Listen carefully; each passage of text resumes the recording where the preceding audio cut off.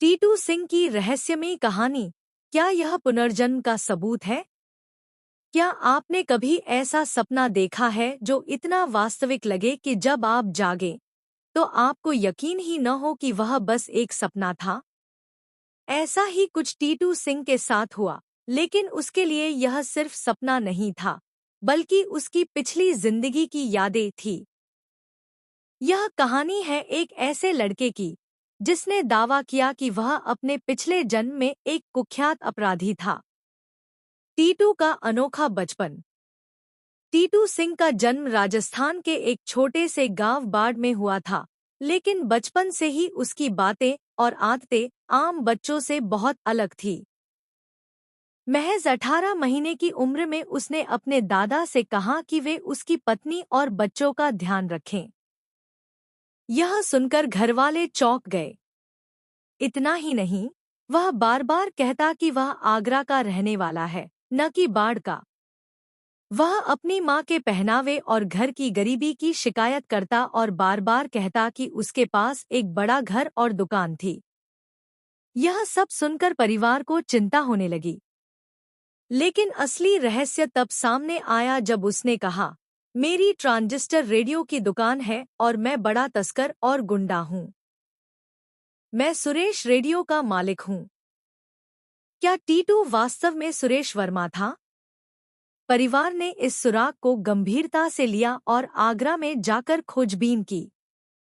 वहां उन्हें पता चला कि वास्तव में सुरेश वर्मा नाम का एक व्यक्ति था, जो एक कुख्यात तस्कर था और जिसकी 1983 में गोली मारकर हत्या कर दी गई थी। जब सुरेश के परिवार को टीटू के बारे में बताया गया, तो वे भी अचंभित रह गए।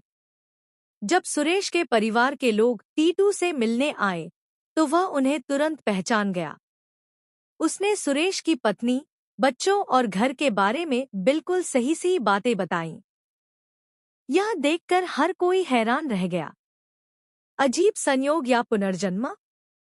टीटू के शरीर पर कुछ खास जन्म चिन्ह थे। उसके सिर के दाईं ओर एक गोल निशान था और पीछे कई छोटे छोटे निशान थे, जो गोली के घाव जैसे लगते थे। जब सुरेश की पोस्टमार्टम रिपोर्ट देखी गई, तो पाया गया कि उसकी मौत भी सिर पर गोली लगने से हुई थी। यह संयोग नहीं, बल्कि किसी रहस्य की ओर इशारा करता था।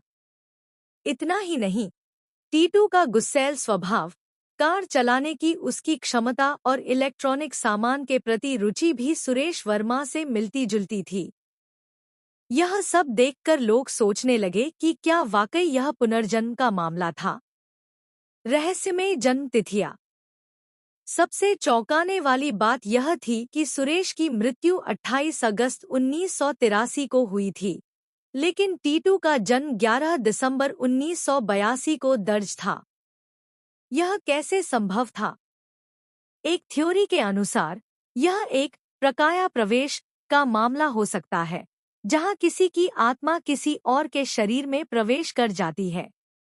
क्या कहता है विज्ञान? यह मामला इतना चर्चित हुआ कि इसे बीबीसी और ब्रिटिश पत्रिका रीइंकार्नेशन इंटरनेशनल ने कवर किया। हाल ही में देसी क्राइम पॉडकास्ट ने भी इस पर एपिसोड बनाया, जिसमें अब 40 साल के हो चुके टीटू ने अपनी कहानी खुद सुनाई। अब टीटू क्या कर रहा है? अब टीटू ने अपराध की दुनिया से बिल्कुल अलग रास्ता चुना है। उसने योग और प्राकृतिक चिकित्सा में एमडी की डिग्री ली और बनारस हिंदू विश्वविद्यालय में सहायक प्रोफेसर के रूप में काम कर रहा है। क्या पुनर्जन्म सच में होता है? टीटू सिंह की कहानी हमें यह सोचने पर मजबूर करती है कि क्या पुनर्जन्म वाकई संभव है, या यह सब केवल दिमाग का खेल है।